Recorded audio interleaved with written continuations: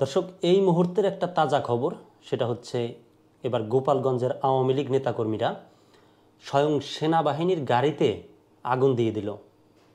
বাংলাদেশের এই প্রথম মনে হয় এমন নজিরবিহীন ঘটনা ঘটালো, তাও আবার আওয়ামী লীগ নেতাকর্মীরা।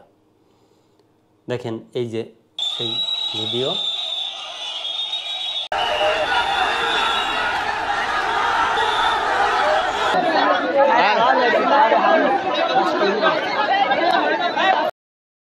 দেখলেন গোপালগঞ্জের আওয়ামী লীগের নেতাকর্মীদের সন্ত্রাসী কর্মকাণ্ড। তাদের প্রত্যেকের হাতে দেশীয় অস্ত্র, বড় বড় রামদা, কুড়াল এবং যে যা পারছে তাই নিয়ে সড়ক অবরোধ করে স্বয়ং সেনাবাহিনীর গাড়িতে আগুন জ্বালিয়ে দিল। দাউ দাউ করে জ্বলছে সেই আগুন।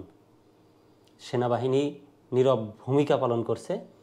আবার এর মধ্যে সেনাবাহিনীর গাড়িতে আগুন দেওয়ার পরে তারা আবার মাইকে বলছে যে আমরা কোনো নৈরাজ্য চালাবো না, আমরা তেমন কোনো কিছু করব না, আমরা অবরোধ করব শুধু।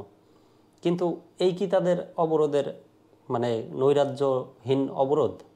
যাই হোক, আওয়ামী লীগের বর্তমান যে পরিস্থিতি, বাংলাদেশের যে অবস্থা, সবাই নতুন করে দাবি জানাচ্ছে আওয়ামী লীগকে নিষিদ্ধ করা হোক। এবং দেশের অনেক উপর মহলের অনেকেই বলাবলি করছেন এই কথা যে আওয়ামী লীগকে নিষিদ্ধ করা হোক। আসলে আওয়ামী লীগ কিন্তু ছোট একটা দল না, আওয়ামী লীগ কিন্তু অনেক বড় একটা রাজনৈতিক দল। আওয়ামী লীগের নেতাকর্মী যদি এভাবে তাদের সন্ত্রাসী নৈরাজ্য চালিয়ে যায়, তাহলে কিন্তু খুব বেশি সময় লাগবে না এই দল, এত বড় একটি দলকে নিষিদ্ধ করতে।